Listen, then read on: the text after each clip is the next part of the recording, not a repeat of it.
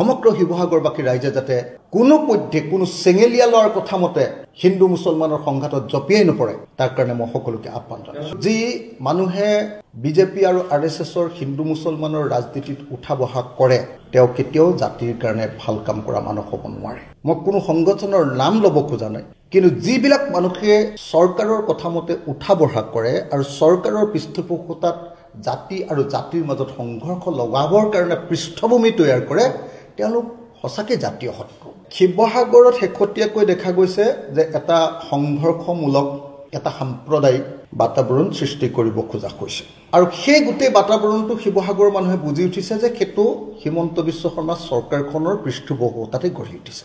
হিমন্ত বিশ্ব শৰ্মাই তেওঁৰ নিজৰ কিছুমান বিশ্বস্ত মানুহৰ জৰিয়তে আহোম ৰাজত্বৰ আটাইতকৈ দীঘলীয়া সময়ৰ ৰাজধানী য'ৰ পৰা অসমীয়া জাতি গঠন প্ৰক্ৰিয়া আৰম্ভ হৈছিল আৰু শেষ হৈছিল, যি আহোমে সকলোকে লগত লৈ অসমীয়া জাতিটো গঢ়ি তুলিছিলে, সেই ঐতিহাসিক শিৱসাগৰত বিষবাষ্প বিয়াই দিবৰ কাৰণে হিন্দু মুছলমানৰ সংঘাত আৰু বিভিন্ন জাতি জনগোষ্ঠীৰ মাজত সংঘাত সৃষ্টি কৰিবৰ কাৰণে যোৱা কিছুদিন ধৰি যথেষ্ট পৰিমাণে চেষ্টা কৰি আছে। শিৱসাগৰখনক বাছি লোৱাৰ কাৰণ বোধহয় যিহেতু অখিল গগৈয়ে উচ্ছেদৰ বিৰোধিতা কৰি আছে, যিটো শিৱসাগৰে গোটেই উজনি অসমৰ জাতীয়তাবাদী মানুহবিলাকক প্ৰভাৱিত কৰি আছে। শিৱসাগৰে কোনোদিন কেতিয়াও বিজেপিৰ সাম্প্ৰদায়িক নীতিৰ ওচৰত চাৰেণ্ডাৰ কৰি দিয়া নাই। মানুহবিলাক বিবেচক, মানুহবিলাক সংস্কৃতিবান, মানুহবিলাকে চিন্তা কৰি কাম কৰে। সেইকাৰণে কিছুমান মানুহৰ জৰিয়তে তাত হিন্দু মুছলমানৰ সংঘাত লগাব খোজা হৈছে। মই হিন্দু মুছলমানৰ সংঘাত লগাব খোজা প্ৰত্যেকটো পক্ষক এই কাম নকৰিবৰ কাৰণে আহ্বান জনাইছোঁ। শিৱসাগৰ প্ৰশাসনক ষ্ট্ৰিক্টলি মই নিৰ্দেশ দিছোঁ যে তেওঁলোকে যেন কাকো আইন হাতত তুলি ল'বলৈ অনুমতি নিদিয়ে, তেওঁ মুছলমানেই হওক তেওঁ হিন্দুৱেই হওক। আৰু শিৱসাগৰ ৰাইজৰ প্ৰত্যেকজন নাগৰিকক মই আহ্বান জনাইছোঁ যে শিৱসাগৰ নাগৰিকসকলে তেখেতসকলৰ জাতীয় দায়িত্ব পালন কৰি আমাৰ ঐতিহাসিক সম্প্ৰীতিক সুৰক্ষিত কৰিবৰ কাৰণে ওলাই আহক। মই ইতিমধ্যে DGP আৰু অসমৰ মুখ্যমন্ত্ৰীক জনাই দিছোঁ যে আপোনালোকে শিৱসাগৰত পুলিচৰ ছত্ৰছায়া, প্ৰশাসনৰ ছত্ৰছায়া যি সাম্প্ৰদায়িক ৰাজনীতি কৰিব খুজিছে, যি ঘৃণাৰ বিষবাষ্প বিয়পাব খুজিছে, বিভিন্ন জাতি জনগোষ্ঠীৰ মাজত সংঘাত লগাই এক অস্থিৰ পৰিৱেশ সৃষ্টি কৰিব খুজিছে, এইটো কেতিয়াও আমি কৰিবলৈ নিদিওঁ। মই স্পষ্টভাৱে পুলিচ প্ৰশাসন, ৰাজনৈতিক প্ৰশাসন সকলোকে এই কথা স্পষ্টভাৱে জনাই দিছোঁ। আৰু সেইকাৰণে মই এই মুহূৰ্তত প্ৰত্যেকজন শিৱসাগৰীয়ান মানুহক, শিৱসাগৰৰ প্ৰত্যেকজন নাগৰিকক বিনম্ৰভাৱে প্ৰাৰ্থনা জনাইছোঁ, আপোনালোকে কেতিয়াও উত্তেজিত নহ'ব আৰু কোনো মানুহৰ সাম্প্ৰদায়িক কথাত আপোনালোকে কেতিয়াও উত্তেজিত নকৰিব।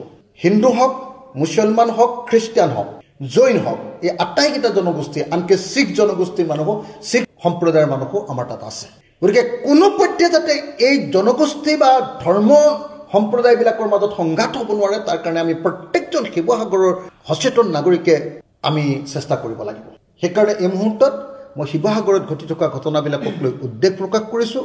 এই কামবিলাক যে চৰকাৰৰ ছত্ৰছায়াতে সংঘৰ্ষমূলক পৰিস্থিতি এটা সৃষ্টি কৰিবৰ কাৰণে কৰা হৈছে সেই কথাটো আপোনালোকৰ সন্মুখত ক'ব খুজিছোঁ। আৰু এই সময়ত প্ৰশাসনক সকীয়াই দিছোঁ, চৰকাৰক সকীয়াই দিছোঁ এই কাম নকৰিবৰ কাৰণে। আৰু লগতে সমগ্ৰ শিৱসাগৰবাসী ৰাইজে যাতে কোনো পধ্যে কোনো চেঙেলীয়া লোৱাৰ কথা মতে হিন্দু মুছলমানৰ সংঘাতত জঁপিয়াই নপৰে তাৰ কাৰণে মই সকলোকে আহ্বান জনাইছোঁ। মই কোনো সংগঠনৰ কথা ক'ব খোজা নাই, কিন্তু যি মানুহে বিজেপি আৰু RSSৰ হিন্দু মুছলমানৰ ৰাজনীতিত উঠা বহা কৰে তেওঁ কেতিয়াও জাতিৰ কাৰণে ভাল কাম কৰা মানুহ হ'ব নোৱাৰে। মই কোনো সংগঠনৰ নাম ল'ব খোজা নাই, কিন্তু যিবিলাক মানুহে চৰকাৰৰ কথা মতে উঠা বহা কৰে আৰু চৰকাৰৰ পৃষ্ঠপোষকতাত জাতি আৰু জাতিৰ মাজত সংঘৰ্ষ লগাবৰ কাৰণে পৃষ্ঠভূমি তৈয়াৰ কৰে তেওঁলোক সঁচাকৈ জাতীয় শত্ৰু। গতিকে মই প্ৰত্যেকজন শিৱসাগৰৰ ৰাইজক কোনো ধৰণৰ উত্তেজিত বক্তব্যত উত্তেজিত আৰু আৱেগিক নহ'বৰ কাৰণে সকলোকে মই আহ্বান জনাইছোঁ।